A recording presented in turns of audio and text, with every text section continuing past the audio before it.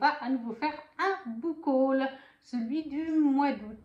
Comme je vous l'ai dit précédemment, j'ai du retard dans mes book hauls, donc pendant quelques temps, on aura plus souvent des vidéos de ce genre. Pour ce mois d'août, je me suis fait plaisir en achetant 7 livres. Alors certains ont été commandés des mois avant et ont mis un peu de temps à arriver parce qu'avec la pénurie de papier, il y a eu des retards. On commence tout de suite avec le premier, qui est La chronique des Rocasby de Julia Quinn, paru chez J'ai lu. C'est l'intégrale 1, les tomes 1 et 2, et je ne l'ai pas encore lu. Je sais que c'est lié au Bridgerton. Je crois que je n'avais pas encore ma chaîne quand j'ai lu les Bridgerton. Pour moi, ça a été un énorme coup de cœur, que ce soit la série, que j'ai d'abord vue en premier la saison 1, ensuite j'ai enchaîné tous les tomes à leur parution en format comme ceci. Et là, je les ai même rachetés en format collector et j'ai vendu les versions classiques. Et bien sûr, j'ai commencé à prendre des Rocasby. Alors, je n'ai pas encore commencé cette saga, donc je ne peux pas vous dire si j'apprécie ou pas. Il me semble qu'on est dans quelques années avant l'intrigue principale, mais qu'on va aussi suivre une Bridgerton, il me semble. On va lire le résumé ensemble, parce que je n'ai même pas lu le résumé. Moi, on m'a dit que c'était Julia Quinn, que ça se passait quelques années avant les Bridgerton, dans la même région, donc je prends. 1779, comté du Kent. Tout commence dans la résidence des Bridgerton, Aubrey Hall, oui ben voilà, une génération avant la naissance du premier des 8 descendants d'Edmund et Violette Bridgerton. La demeure la plus proche, Cracker House, est le fief des Rocasby et de leurs 5 enfants. Les deux familles se fréquentent, leurs bambins jouent et grandissent ensemble. Sibylla, la sœur d'Edmund, véritable garçon manqué, sait bien qu'un jour elle épousera l'un des 4 fils Rocasby. Enfin, plus précisément un des 3 fils, car l'aîné, George, est un insupportable raseur. Or, le jour où Sibylla se blesse, George, seul témoin de l'accident, lui vient en aide, et c'est ainsi qu'une facétille du destin va être à l'origine d'une saga familiale où les deux lignées vont s'unir pour le meilleur. Donc oui, clairement, on est connecté au Bridgerton une génération avant. En fait, c'est la sœur de Sibylla, j'arrive pas à le dire, c'est la sœur d'Edmund. Donc c'est la tante de tous les Bridgerton qu'on connaît, de Daphné, d'Anthony, etc. J'ai vraiment hâte de me lancer. Personnellement, je n'ai pas encore lu cette première double intégrale, mais bon, ça sera vite fait, ça c'est une certitude. En deuxième, je me suis pris le tome 3 de l'intégrale 2 de Prince captif de C.S. Packet pour arriver chez Brajlon, les nouvelles éditions. Oui, j'ai pas pris le tome 1 et 2 encore, donc l'intégrale 1. J'ai pris la 2 en premier parce que j'ai l'ancienne intégrale, vraiment la grosse volumineuse avec le lion dessus, que je trouve aussi très jolie, mais j'adore ces nouvelles couvertures. Et surtout, dans cette deuxième intégrale, il y a le tome 3, et comme c'est marqué là, suivi de Un palais d'été, qui est une nouvelle que C.S. Packet a écrit sur Laurent et Damen, qui se passe quelques mois après les événements des tomes 1 à 3. Dans Le Prince captif, on va suivre en fait l'histoire de Damen, qui est l'héritier du trône d'Achelos, et qui va être trahi par son demi-frère, Castor, à la mort de leur père, le roi d'Achelos. Il va être vendu comme esclave de plaisir à Laurent de Verre, son rival. Castor va dire que Damen est mort en fait. Le prince héritier a été tué. Et il va vendre le vrai Damen au prince de Verre, Laurent, en lui faisant croire que c'est un esclave de plaisir qu'il a prénommé Damen pour lui faire plaisir, parce que Laurent déteste Damen. Pour une certaine raison que je ne peux vous dire, ça vous spoilerait. Donc tout le monde croit Damianos, on peut dire les deux, mort, alors qu'en fait il a été vendu comme esclave. Et le but c'est que Damen garde son secret le plus longtemps possible, idéalement, et trouve un moyen de s'enfuir du royaume de Verre pour retourner conquérir son royaume, parce qu'il ne s'attendait clairement pas à être trahi par son demi-frère qu'il respectait beaucoup. Donc on va le suivre, voilà. Le premier tome est très dur. La maison d'édition ne met pas de trigger warnings, et c'est ce qu'on dit avec beaucoup de personnes, c'est un peu dommage, parce qu'il y en a. Il y a du viol, il y a de la pédophilie, il y a de la violence, il y a du sexe, il y a de la vulgarité. Enfin voilà, il y a un panel de choses. Le premier tome, surtout quelques scènes, sont vraiment difficiles à passer. Moi, je sais qu'avec ma communauté, j'en ai parlé à 2 ou 3 personnes. Certaines de ces personnes, en arrivant à ces scènes, elles avaient été prévenues. Hein. Elles savaient qu'elles étaient là, j'aurais pas dit ce qu'elles étaient, mais je vous ai dit un peu les trigger warning, donc elles étaient prévenues. Et elles ont réussi à passer par-dessus parce que je leur ai dit, pour certaines, elles sont venues me voir au moment même, ou certaines, on en avait parlé avant, donc elles ont continué malgré tout. La fin du tome 1 va déjà mieux. Il y a déjà moins de ces scènes-là. On commence déjà à voir les choses évoluer entre Laurent et Damen, parce qu'on est en fait dans un récit de royaume. On n'a pas du fantasy avec des dragons, de la magie, quoi que ce soit. C'est des royaumes tout à fait banaux, je ne sais pas comment on dit. Le royaume d'Akelos est clairement inspiré de la Grèce, et le royaume de Laurent de Verre, c'est une inspiration française. Je ne sais plus où je l'avais lu, mais je l'ai lu à plusieurs reprises. C'est des inspirations de l'autrice. Si vous voulez situer un peu les royaumes, voilà. Mais le royaume de Verre a beaucoup de vices. Ce premier tome, moi, je le trouve utile. Il est là pour montrer les vices de Verre. Il est là pour montrer les différences entre Verre et Akelos, entre Damen qui est très bon, qui est très noble, qui est... il n'est pas pur, mais vous voyez ce que je veux dire, c'est un bon gars. Voilà, il a des esclaves de plaisir, il en a aussi. Mais justement, en étant esclave de plaisir au royaume de Verre, les lois ne sont pas du tout les mêmes. Damen est très respectueux dans son royaume, les esclaves sont bien traités. Le royaume de Verre, c'est totalement le contraire. Ce tome est là pour montrer à Damen en fait que finalement être esclave, c'est être esclave, même si en Akelos on les traite différemment. Voilà, ça va lui faire un cheminement pendant le tome 1, le tome 2, le tome 3. Il aura aussi un cheminement tout au long de la saga, mais dès la fin du tome 1, ces vices-là, ces warnings ne sont beaucoup moins présents. Par la suite, pour ne pas dire pour certains, plus du tout. Il y a quand même encore une ou deux scènes un peu plus difficiles, enfin c'est plutôt des révélations ou des choses comme ça, mais ça reste plus gérable. Les gens qui l'ont lu, vraiment, sont venus vers moi, m'ont dit « oui, cette scène, j'ai pas pu, c'était horrible ». Et après, quand ils ont fini la saga, voilà, ils ont dit « c'est vrai que les tomes 2 et 3, on est beaucoup plus axé sur la politique, sur les complots, sur les royaumes, sur les stratégies, la guerre, et on oublie un petit peu tout ce côté avec des vices ». Moi, clairement, je les ai pris, je les trouve très beaux. J'hésite à garder mon intégrale avec le lion, du coup. Mais en même temps, je les ai en plus en VO, parce que j'adore cette saga. Est-ce que j'ai vraiment envie d'avoir 3 collections de livres du Prince Captif? Mais comme il y avait cette nouvelle, je le voulais vraiment. Moi, je l'ai lu en VO, la nouvelle. J'ai été un petit peu déçue. Alors, c'est top que Brajlon ait rajouté la nouvelle Le Palais d'été, qui est sur Damen et Laurent, quelques mois après la fin du tome 3. Parce que c'est vrai que le tome 3 a une fin un peu abrupte. Et on aurait bien voulu savoir ce qui se passe. Donc là, c'est le cas. On a une très belle histoire. Je ne vais pas vous en dire plus. C'est une nouvelle supplémentaire, hein, tome 3.5, on va dire. Et c'est très court. Hein, ça doit faire une 50aine de pages, quelque chose comme ça. Donc, voilà, ça ne sert à rien d'en parler.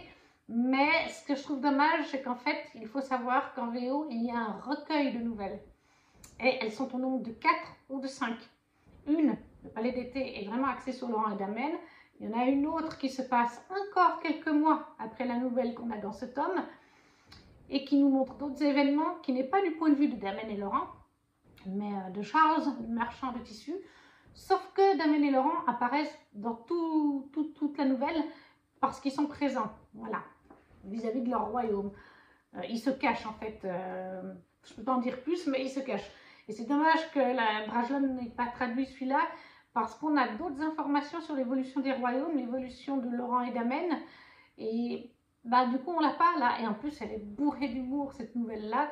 Après il y en a deux autres, alors il y en a une qui n'a aucun rapport avec Damen et Laurent, c'est sur un esclave qu'on rencontre dans le tome 1, et la dernière on les voit un petit peu, c'est sur un fidèle garde de Laurent.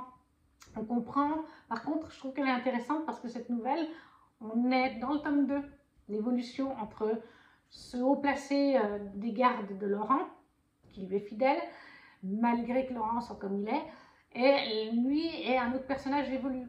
Mais il revient des fois sur le passé, et il évoque pourquoi lui et les autres gardes de la garde de Laurent, comment cette garde a été créée par Laurent, et il évoque pourquoi ils ont cette fidélité envers Laurent, et non pas vers le régent, qui est très bien faite, et ça nous permet de mieux comprendre Laurent. Laurent est un sadique et tout ce qu'on veut, et il a un cœur froid, mais envers ses hommes il a une fidélité, et du coup ses hommes le lui rendent. On le comprend mieux avec cette nouvelle, et c'est dommage qu'il n'y soit pas. Mais malgré tout, moi je me suis acheté celui-là, alors je l'ai pas encore lu en français la nouvelle, parce que je suis en train de les relire en VO, et j'en suis au tome 3, il faut que je lise le tome 3. Quand j'aurai lu le tome 3, je lirai la nouvelle en français, puisque comme je vous ai dit, moi je les ai toutes lues en VO déjà. Donc Le Prince captif, le tome 3 de Cespacat chez Brajlon dans les nouvelles éditions. Ensuite, je me suis pris, mais il y a très longtemps, je ne sais pas si c'était pas en mars, quelque chose comme ça, c'était des précommandes, les intégrales en soft touch de Les Accords corrompus de Kelly Sinclair chez Bookmark. Les voilà. Alors là, vous avez le tome 1 et 2. Et là, vous avez les tomes 3 et 4. Donc le tome 1, c'est Rêve de glace et Rêve d'envol. La couverture, elle est juste trop belle. C'est du soft touch, comme je vous ai dit. Il y avait les versions collector hardback qui étaient magnifiques, vraiment avec une jaquette qui s'enlevait, avec un très beau hardback. Je crois qu'elles étaient aussi vendues avec des fan art possiblement, en couleur, mais c'était budgétairement, les bookmarks ne sont pas donnés déjà de base. Même ces éditions-là ne sont pas données. Autant vous dire que l'édition collector, vous voyez, était hors budget pour moi à ce moment-là. Les tomes 3 et 4, donc l'intégrale 2, c'est Rêve de feu et Rêve de liberté. Très belle couverture. Alors moi, je préfère par contre la couverture bleue. Ça, c'est juste question couleur, c'est plus dans mes tons. Et voilà, toutes les deux ensemble, elles sont assez imposantes. Hein. Combien est-ce qu'elles font de pages en tout? Un peu plus de 600 pages pour la première. Alors, ce que j'aime bien, c'est qu'on a, pour chaque chapitre, une en-tête différente. Là, en voilà une dans le tome 1. Je vais vous en montrer une dans le tome 2. Et ça, je trouve que c'est sympa. Ouais, ça fait plaisir. Ça fait du bien. Voilà, une en-tête différente. À chaque fois, c'est comme ça, pour chaque chapitre. Et puis, nous avons aussi des fanarts à la fin. Enfin, des illustrations, plutôt, c'est pas des fanarts. Hein. Si je voulais... Ben déjà, on a les...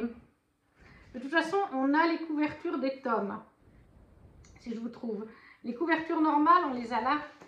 Quand on arrive à chaque tome, c'est les éditions classiques. La couverture des éditions classiques, toujours donc chez Bookmark. Et à la fin, nous avons des illustrations.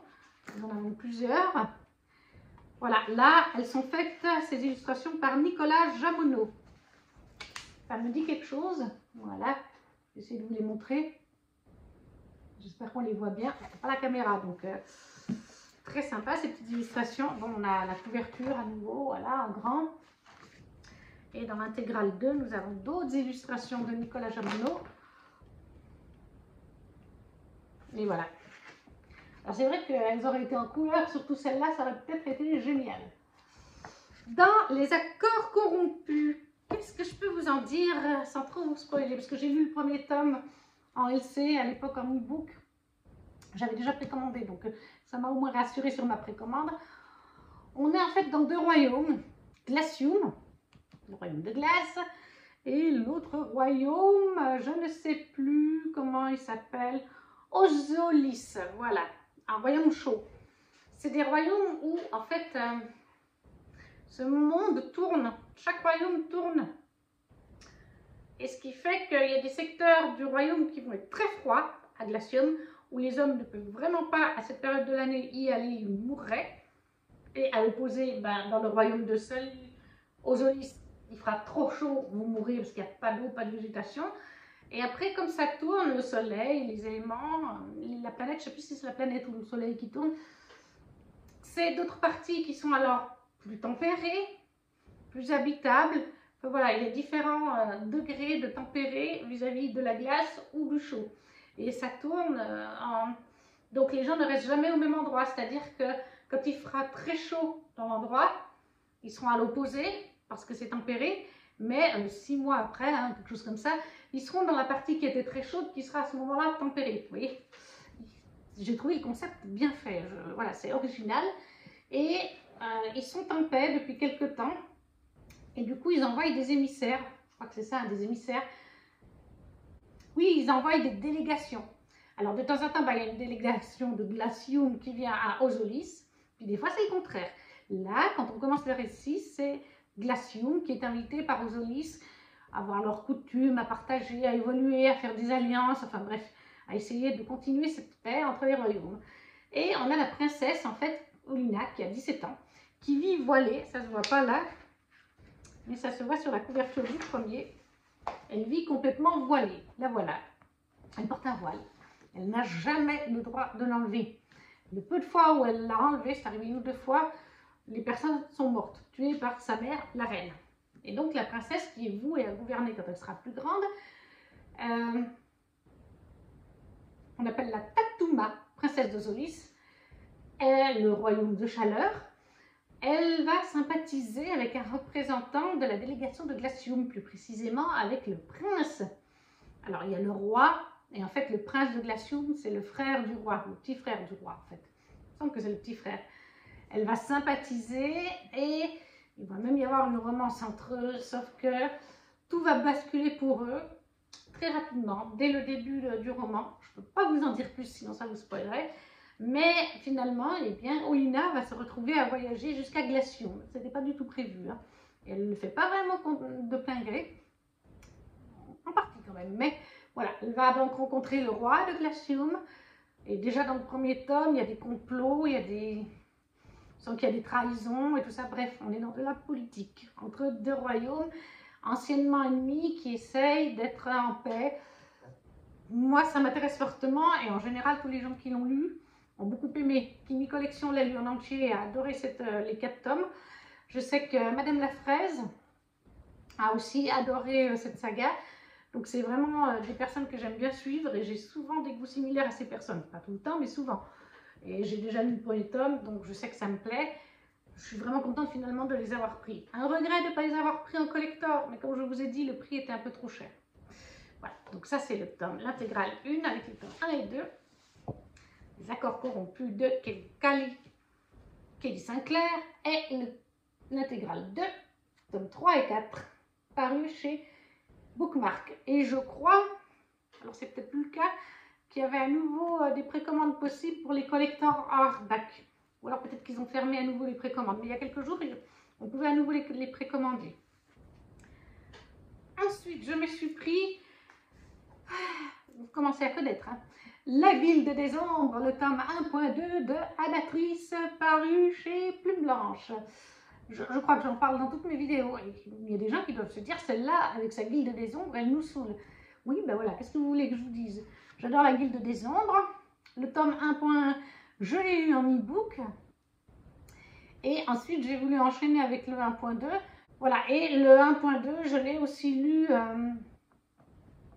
en e-book, il me semble. Je ne sais plus maintenant si le 1.2, je l'ai lu en e-book ou pas. Non, je pense que je l'ai lu en e-book. 1.1 et 1.2, je les ai lus en e-book. Et après, je me suis dit, le 2.1 et le 2.2, tu te les achètes. Donc, j'ai d'abord acheté les 2.1 et 2.2 que vous avez déjà vu dans des précédents book hauls.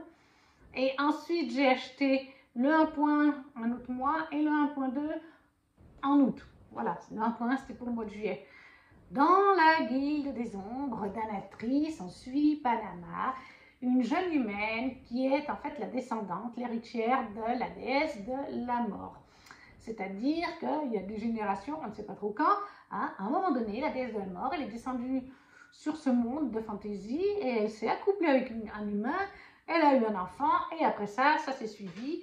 Voilà, on ne sait pas quand, mais voilà, une descendante directe de la déesse de la mort. Et Panama, c'est la première par contre, en tout cas on n'en avait pas connaissance avant, qui détient le pouvoir de la déesse de la mort, c'est-à-dire que quand elle touche quelqu'un, si elle le souhaite, elle peut le faire mourir. De 30 000 façons possibles. Elle peut, ou alors tout simplement vous faire dormir. C'est-à-dire qu'elle va apprendre à gérer ça au fur et à mesure du récit. Elle va vous toucher, elle va dire tel organe va s'arrêter, vous mourrez. Ou alors tel organe va ralentir, ça va vous plonger dans un coma ou dans un sommeil, quelques minutes, le temps, je sais pas moi, de vous attacher. Bref, ça va lui permettre de maîtriser son don. Elle va apprendre à maîtriser son don. Panama est une jeune fille quand on commence la Guilde des Ombres dans le 1.1. Dans le 1.2, elle a déjà... C'est une jeune femme. Elle est en fin d'adolescence, presque jeune femme. Oui, c'est une jeune femme. Voilà, fin d'adolescence, début de jeune femme.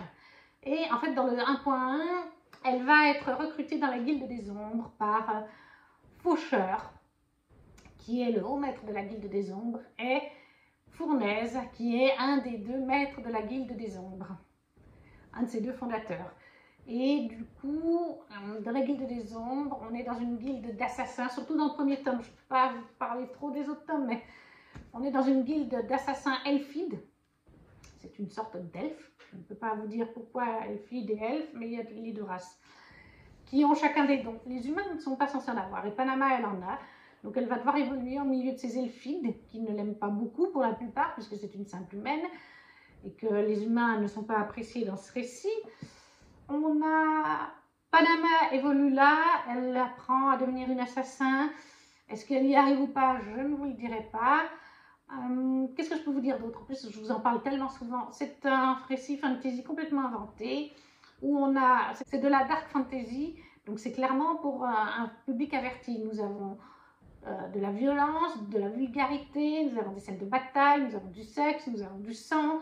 Il y a quelques scènes vraiment pas faciles, il y a de la violence animale. Elle est présente, moi je la signale parce qu'elle est importante. Dès le tome 1.1, très rapidement on a une scène très difficile, mais Anatrice ne fait pas ça pour... j'ai envie de dire, elle fait pas ça juste pour mettre une scène avec de la violence animale, non. Si elle l'a mise, c'est qu'il y a une utilité au personnage de Panama pour sa psychologie. C'est pas de la violence animale gratuite comme on peut des fois avoir, où on va se dire à quoi a servi cette scène. Là, quand on lit cette scène, on dit oui, ça sert. Et ça sert plus tard sur Panama, sur comment elle perçoit les animaux. Voilà. C'est pas là, mais il faut le préciser, parce qu'il y a des gens qui ne le supportent pas. Si vous ne le supportez pas et que la guilde vous intéresse quand même, vous pouvez venir en commentaire. Et je vous dirai à quelle page c'est, comme ça vous pouvez sauter cette page. Je sais qu'il y en a, ils font ça. Les gardiens de la bibliothèque, Justine, je sais qu'elle fait ça éventuellement, parce qu'elle ne supporte aucune forme de torture animale, mais elle ne veut pas se gâcher un bon livre. Donc si on la prévient en amont, elle saute la page, comme ça, au moins elle évite ce moment qui va lui faire baisser la note, parce que voilà, il y en a qui ne supportent pas. Mais voilà, donc c'est, vous l'avez compris, un récit très mature. Et dans la Guilde des Ombres, on rencontre énormément de créatures. Vous avez des humains, sans dons, sans rien, qui font partie de ligues ou de clans. Vous avez des elfides, vous avez des elfes, vous avez des déesses. Et vous avez des dryades qui sont des espèces de déesses aussi. Vous avez des dragons. À un moment donné, vous avez une fée qui est mentionnée. Bref, comme vous pouvez le voir, il y a énormément de créatures dans cet univers. C'est vraiment un univers qui est bien construit. Moi, je peux que vous le conseiller. C'est vraiment... moi, je compare beaucoup à Tolkien dans le sens où Anatrice écrit cette saga depuis plus de 10 ans, comme j'ai appris en écoutant une de ses interviews. Et ça se sent, c'est construit, il y a de la profondeur dans les personnages, dans l'histoire. C'est pas... Voilà, il y a un world building qui est très intéressant, qui est très, très bien amené. Et, enfin, on sent qu'elle y a passé des années. Donc ça, c'est La Guilde des Ombres, le tome 1.2 d'Anatrice, paru chez Plume Blanche. Ensuite, l'avant-dernier livre, cette fois on passe sur de la VO, enfin de l'anglais. Heartstopper, le tome 3 d'Alice Oseman, qui est paru chez Hachette Children. C'est l'édition en anglais, hein. Je ne sais plus quelle maison d'édition là en français, ou alors est-ce que c'est Hachette? Je ne sais pas. Parce que moi j'ai décidé de lire les Heartstopper en VO, parce que c'est une espèce de BD, manga, comme vous pouvez le voir, en noir et blanc. Donc ça se lit tout seul, voilà. C'est de l'anglais. Si vous avez envie de débuter des lectures en VO, enfin en anglais, que vous n'êtes pas sûr, ou vous avez qu'un an ou deux d'anglais derrière vous à l'école, je pense que ça c'est vraiment l'idéal, parce que c'est des petites bulles, c'est tout simple. Je pense que tout le monde peut le comprendre à partir du moment où on a quand même fait un petit peu d'anglais pendant ces années d'études. Dans Heartstopper, on suit Charlie, qui est un jeune garçon, qui est gay, qui va à l'école. Il a fait son coming out dans le tome 1, il me semble que ça fait 1 an, quelque chose comme ça, qu'il a fait son coming out. Même s'il ne l'a pas fait vraiment de son plein gré, il a eu des soucis, il en a encore parfois. Il a un bon noyau d'amis, ça oui, mais bien sûr, ça a posé quelques soucis. Surtout que dans ce récit, je pense qu'on est en Angleterre, et les écoles ne sont pas mixtes. Vous avez des écoles de garçons et vous avez des écoles de filles. Donc je pense que ça doit être encore plus dur d'être gay dans une école de garçons. Et il va rencontrer Nick. Nick qui est rugbyman, c'est ça, hein, c'est du rugby, football américain, rugbyman, dans l'équipe de l'école. Et je ne sais plus si c'est Charlie ou si c'est Nick qui est plus grand. Il y en a un des deux qui a 1 an ou 2 de plus. Mais le fait est que, au début du récit, Nick est complètement hétéro. Hein, il s'intéresse aux filles, il joue au rugby, football américain, pour moi c'est à peu près pareil au même. Un sport bien viril, voilà. Ils vont sympathiser et devenir amis parce qu'ils ont un cours en commun. Mais plus le récit va avancer, Et plus il se pourrait que Nick ait des sentiments différents pour Charlie. Charlie, ça paraît évident dès le début, il va craquer pour Nick. Voilà. On est clairement sur un récit LGBT, je ne vous spoile pas, on s'en doute, c'est une saga LGBT, donc on se doute qu'il va y avoir quelque chose avec Nick. Dans le tome 1, c'est l'apprentissage, devenir ami, commencer à réaliser qu'on ressent quelque chose du côté de Nick. Charlie, lui, c'est déjà ce qu'il est. Dans le tome 2, c'est s'accepter pour Nick et faire des démarches avec Charlie, commencer petit à petit à parler autour d'eux, même si ça reste encore très délicat. C'est surtout, oui, le tome 2, c'est vraiment que Nick accepte qu'il est bisexuel, voilà. Le tome 3, c'est plus commencer à parler autour de soi, des copains et tout, de leur dire ce qu'il est. Et aussi, vis-à-vis de Charlie, il a d'autres soucis. Il a eu d'autres soucis, il en a encore. Certains troubles qu'on peut avoir, que ce soit adolescent ou adulte, hein, d'ailleurs, même si ça arrive plus souvent aux jeunes. Je ne veux pas trop vous en dire parce que ça spoilerait, mais c'est vraiment un chouette récit, moi je vous le conseille. C'est simple et c'est pédagogique. Le dernier livre de cette update, c'est Violet Made of Thorns de Gina Shen chez Hodder Stoughton.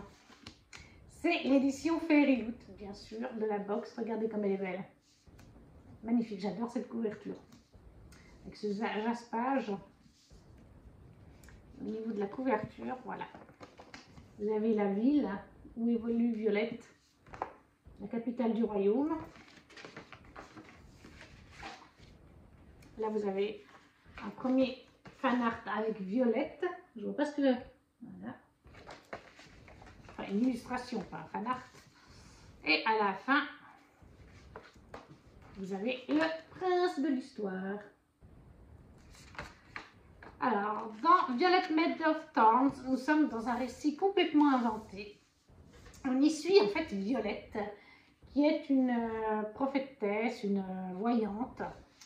Dans le royaume et dans les royaumes, il y a plusieurs prophétesses ou voyantes dans les différents royaumes contrés. Et elle est donc la prophétesse du royaume, personnelle du roi. Elle vit donc à la cour du roi. Il la sollicite très souvent.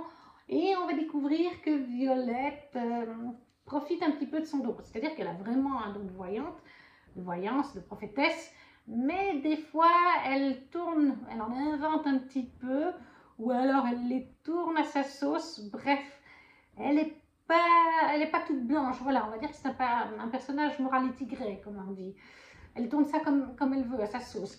Et même des fois, le roi lui dit, tourne ça plutôt comme ça.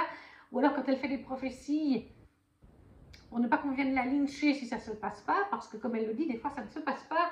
Ça peut changer, ça dépend de la personne aussi qui reçoit cette prophétie. Donc, elle fait des fois exprès de dire, oui, mais je vous ai dit ça, mais pas ça. C'est le cas, par exemple, là, il y a plusieurs prophéties vis-à-vis du prince Cyrus. Il y a plusieurs prophéties et il y en a une qu'elle a faite juste avant qu'il ne parte en voyage. Une des prophéties concerne le prince et le fait qu'il doit trouver une épouse. Je ne vais pas vous dire en quoi est la prophétie, si ce n'est qu'il y a ça dedans. Et Violette va faire une prophétie vis-à-vis de ça. Elle va dire que quand il va revenir de son voyage, parce qu'il va partir quelque temps en voyage, il aura trouvé une fiancée. Une femme, je ne sais plus si c'est une fiancée ou une femme, je l'ai lu, mais je ne sais plus si c'est fiancée ou femme, c'est pareil. Il va rentrer sans fiancée ou femme, mais la manière dont elle a fait la prophétie, et la manière dont elle tourne les mots, elle va dire aujourd'hui, oui, mais je vous ai dit la fin de son voyage, mais là, oui, il est rentré d'un voyage, mais ce n'est pas la fin du voyage du prince, il a encore d'autres contrées à voir, vous voyez, elle joue subtilement. On est vraiment là-dessus, un personnage morality grey, le prince aussi est quand même morality grey aussi, un prince Cyrus. C'est une romantécie, même si elle prend son temps et que je pense, il va y avoir un tome 2 il me semble, vu la fin clairement, et je pense que ce sera encore plus développé dans le tome 2. On la sent, elle est présente, mais là aussi la romance c'est un peu grise, hein. Elle n'est pas ni blanche ni noire, hein. C'est entre les deux. J'ai trouvé une touche de réécriture de Cendrillon à un moment donné avec la pantoufle de verre et un bal. C'était pas une pantoufle de verre, mais c'était une pantoufle et un bal. Et j'ai aussi trouvé un côté réécriture de La Belle et la Bête. Je ne peux pas vous en dire plus, sinon je vais spoiler. Mais oui, il y avait une touche de la réécriture de La Belle et la Bête dans ce récit. Donc j'ai trouvé ça super sympa. Violet Maid of Thorn de Gina Shen, en anglais donc. Et voilà pour ce petit book haul du mois d'août. C'est 7 livres. N'hésitez pas à me dire en commentaire si vous en avez lu certains, s'ils vous font envie. N'hésitez pas non plus à laisser un petit pouce bleu, ça fait toujours plaisir. Si vous ne savez pas quoi mettre en commentaire, juste un petit smiley pour dire que vous avez vu la vidéo, que vous êtes passé. Ça permet pour les stats aussi de montrer que vous êtes passé, et puis c'est bien pour les stats. Et aussi de partager la vidéo autour de vous si vous le pouvez. Et nous, on se retrouve très vite pour une prochaine vidéo. Ciao, ciao!